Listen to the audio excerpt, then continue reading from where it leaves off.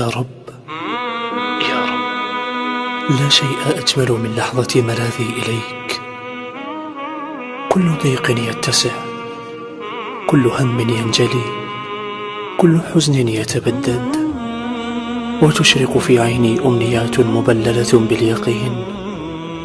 لا شيء أنقى من بقعة لامسها الجبين لحظة السجود، ولا أصدق من حديث بثته الروح وهمس به القلب في سجده.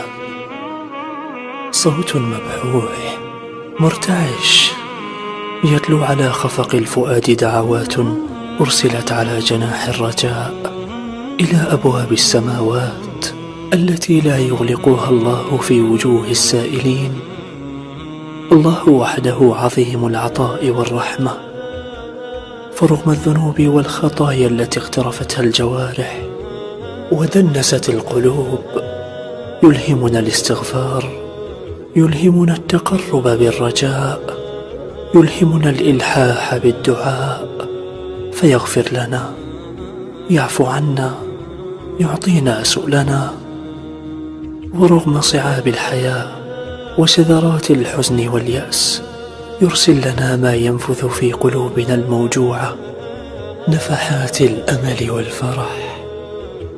إذن هيا لنوضئ أرواحنا بغيث الخيرات، ولننفض ما تبقى في النفس من لهو وتخاذل، ولنسارع لجنة عرضها كعرض السماوات والأرض.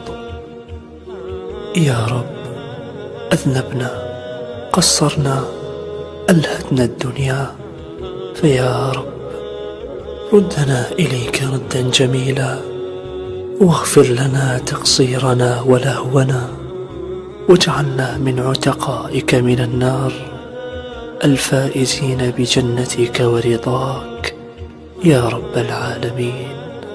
يا الله، يا الله.